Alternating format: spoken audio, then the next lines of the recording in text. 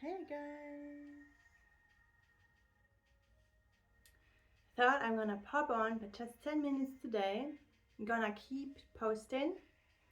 I just had a very good reading afternoon um, that I spent with my second-hand flower essence books.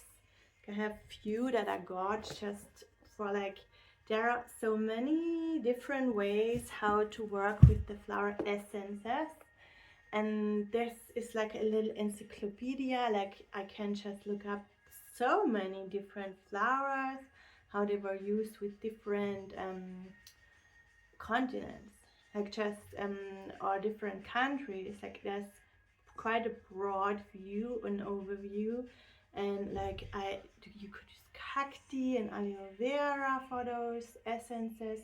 They have all of the different like illnesses as well as things to make more. Just like they have like a rash that you can find the perfect flower for, and from his perspective. And then like that's Hans Fink. He is an author from the 80s, so I don't know lots about him. But it's like if you start working with flower essence like I want to do, I'm gonna do my local starting definitely with my local flowers, and then I have like lots of knowledge and still so much to find. And I just today I found cool geranium, freeze from stagnation, concentrated action. That's strong. I feel that stagnation. I feel that for me. Like it's true. Like I think especially those essences, they are inviting you to reflect, about, and they are your soul helpers. The way they are used nowadays is mostly also for spiritual well-being. It's also for wellness. Like it's just a good healing essence, or they said, I read in this book that you can use this for rashes, which I think was true because it's just flour and then alcohol, and why that just a few drops, a little um you know towel or whatever, or plaster, like sticker on the hand, and then that could help. Yeah, I think so. I would try it. I use oils for my rashes, and they help me greatly. So I don't see why it is same with like a potent flower that helps me with rashes could not also help. Like there are so many, such an abundant work truly, because they all have very good health benefits. Like that's true about our food too. Like I'm never getting bored about learning about healthful kitchen. Like also not about like um, cooking recipes. For example, there's always something more, because you can do so many different things. Like just you can use calendula, for example, for your lips in winter, but you can also use the calendula as a spray for like healthier skin or whatever. Or you can use the calendula in your salad just for the healthfulness. Like I have calendula for my cacao on top. They help with the tea is good for like relaxation when you're cramping, like with PMS. It's very people like to advise this kind of flour.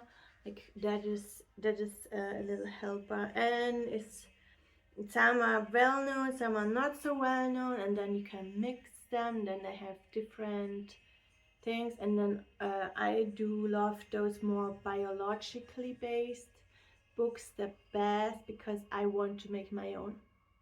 That's why I love also herbal books that have my recipes for salves and teas and all of that. And like I don't just, if I buy an essential oil, I obviously just go with whatever it says on the, like, obvious. I know most of the essential oils that are common, I've already known. I don't always tend to buy the same. It's a little bit different if you start making things, which I want to do as part of my practice, is creative practice, because I go foraging and then I work with the oil that I'm gonna be reading, which also is creative for me, because it's not just sitting and doing, it is learning and concentrating, and then I'm noting recipes. So yeah, mostly on my Pinterest right now because it's most practical and I can work on it wherever I'm at. And I have a little bit, I have it organized now, but for a few years I had like different books and sheets and maps everywhere. I had no organization, but it's good now. I found it. And like all the notes things, they're in one book, and yeah, the journaling is extra. So um yeah, it's just like making extraction oils, or like hopefully flower essence. That's too soon, probably. Yeah, maybe in autumn, definitely next year on my list, because there are lots of things that I'm doing right now and I don't know where to start. So this is definitely gonna happen soon. And then seeing, is this product good? Do I want to keep it? Like, I already found flower essence with salt instead of alcohol, and they are forever lasting, my book says. So that's gonna be um, and it's just salty on the tongue. So it's probably not about taste with this one, but it's about the healing properties of the flower that gets extracted in the water in the sunlight. And then you can use this plant spirit, this little healthful herb. Like the flower is also part of the herb, obviously, like calendula. They're also herbal plants and medicine. And then you can mix and match them. And then I have this book which already has so much knowledge and wisdom about the plants. And I don't, like, I will not tell, I would never tell somebody else that this is gonna be affecting them, because I don't want to be disappointing people. Like, I will just say calendula for the lips in winter, and then if they have dry lips, I would just say calendula salve, and then they can make their own experience, because no medicine is the same for everybody, but there is this biological wisdom, like for example with pine oil, pine needle oil. It does really beautifully heal the scarred skin, for example. The next day you see immediate effect, and it's so easy and very potent. And you can get it in winter as well as in summer. Like that's like pine needles are available all year round, which is so good. And so my heart is happy. I learned more. I really love picking flowers, and that's why I think I will love making the extract and the flower essences. And then you can use them for a spray, which like probably adds a nice atmosphere. And like I feel it's also cleansing, just with the water and the essence, and the salt is very cleansing.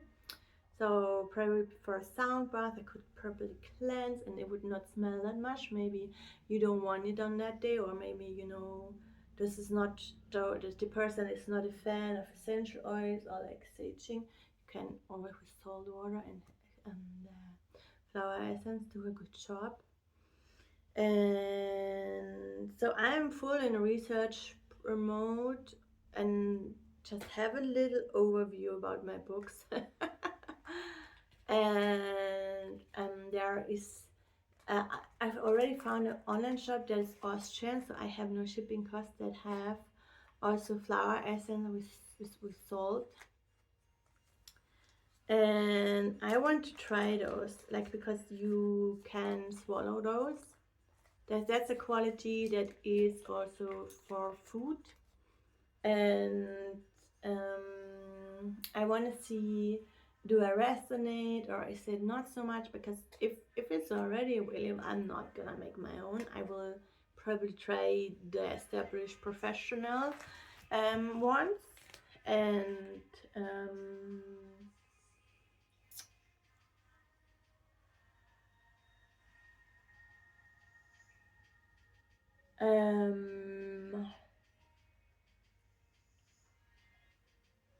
yeah, that's what I'm thinking about those. And I already have very good research with the Australian bush flower essence.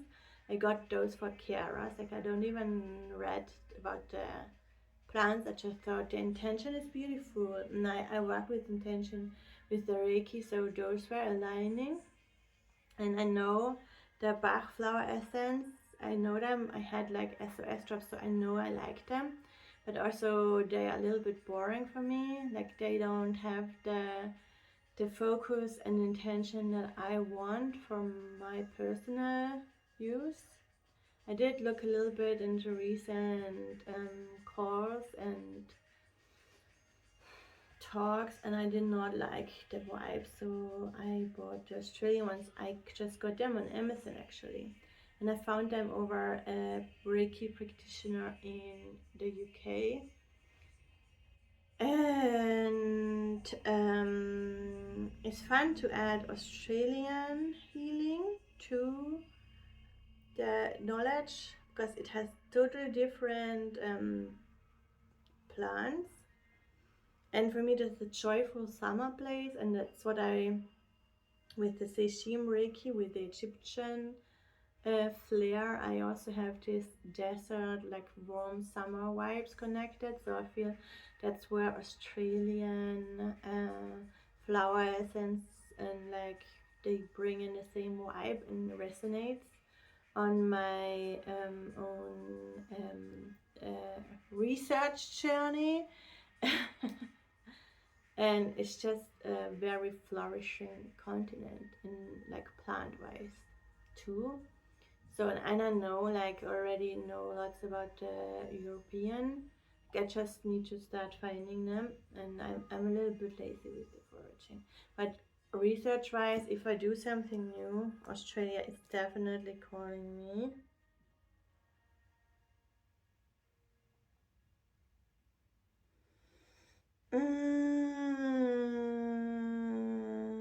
Yeah, that's exactly what I feel with the flower essence. That's why I love they are soulfully harmonizing. Like, it's really, I feel restful with just, we have an old midwife. She made her own flower essence just for outer use, and she had her own teachings about the plants and how to use them and when to use them for the nerves, obviously. And she would get her herbs from the mountains, and that's what I always resonate, like always connect with flower essence, like the calm, serene mountain fields, and the more lighter step feeling, because my senses are not overstimulated on the mountains. And also, like, it is about the plant spirit in a way. Like, you with the sun, you're also inviting the soul of the plant to help you and work for you.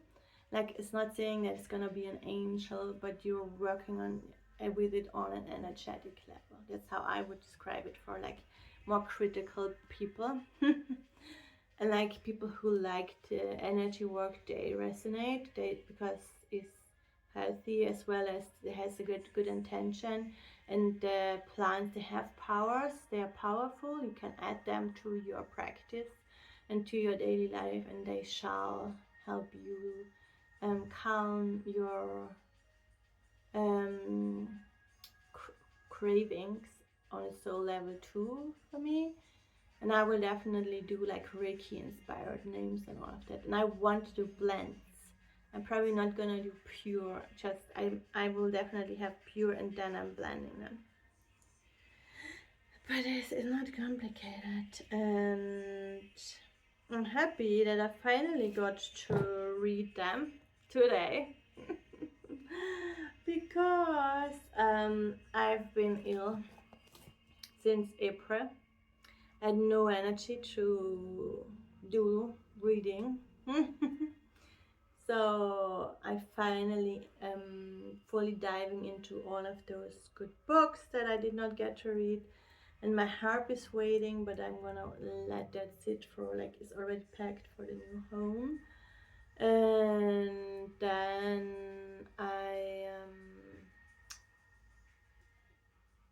I'm not doing a lot. Like I'm still on pause, but I can read, and inspiration is fine. But I am not yet in the game for creating the workbooks and the actual offerings. Not in the preparation mode yet, because it was a bit much, also emotionally, spiritually, and psychologically. The last year was burdensome, and I just ran into an even like body felt burnout with this long fever. So it's not easy to be fit and well after 1 month alone with fever, like a whole year alone after thyroid surgery in a very toxic environment. Also not so easy. So I really needed the Australian bush flower helper. It's just nice to have those as my helper, because that's what I do with the Bach flower essences. They are like, they had SOS drops, and they are calming and they relax. That's what they bring. That's how they are created. Mostly, definitely, most people would say relaxing. Then I have drops for the bees and all of that too. Like, it's not for bees, but you can use a lot of the things for emergency skin case too. So there are men and they have salves and all, but I have no idea. But the book said you can just add drops of the flower essence to your cosmetics, which I think is a good idea. But I have really good cosmetics. But I'm always open for more soulful, relaxing, and healthful things. So I'm more motivated to look into that. So it's not really my creative practice right now. It's more letting go practice, which is deep. So I'm in the middle of my hiding cave in a way, hiding and shying a little bit away from the trouble and the heaviness of the many last years, and just restoring well-being and health for me is my main focus. And it is felt like it's a big and good intention. Can just recommend people to work more um, around self-love and myself as the main focus, not just myself at the end of the day for 10 minutes before I go to sleep. I'm checking in, but just constantly. Do I need another cardigan? Do I want a new smell? Is my need infrared? Is my need movement? Is my need other people, which in my case is rightfully so not, because of my family. And or like, do I want to a little treat? Like, don't check in at the end of the day when you're burned out, but just and like you're overwhelmed, and in the last minute check in and help yourself or look for it. Do that constantly. Just as a practice, it does really help me heal even like neglect and all of those deeper wounding, because I am constantly aware of my own um, likings, and they are important. And I do compromise, but I am most important in my life, and that is a very important step for me because I always did shy away from stepping up just for myself and like pave my own path. I always try to make others feel good about what I'm doing, to not get criticized and not get like sidekicked. But that's enough. So I let that go. I let all of that go. And my health is kind of stable now. I've just had a little bit of a dance with the fever in the last week, which was not too bad. It did not end up really bad. And now with the heat wave, I feel like we are strengthening my body, really restoring, and I am normal appetite is so good, and I can have my raw fruit smoothie again, which is so good because um I thrive with my smoothie because it's good for my belly too, and raw food, not a veg, and like it's just good. And yeah, I'm also having great plans for the end of the year, so I am in this me bubble, so I'm not recording loads actually. So I just felt the cord right now, but I'm gonna hop off now. Because yeah, the practice did really get a little bit um postponed, but then I did notice that I don't need to practice because I don't mind going online. It's just that I need the energy for me. If after the fever, even my body doesn't want to spend the energy for creativity or play or workbooks or future projects. Like really need myself right now. That's what I'm hearing very loudly, and that's what those Australian bushflower essence with the Chiara um, Kara ones, they they help me hear that how much I need myself, and the fever did the rest for me. So I'm learning my lesson. I'm not running away. Okay, I'm a little bit impatient, and I really want to move and go and run. But like this is a time where things go slow, and yeah,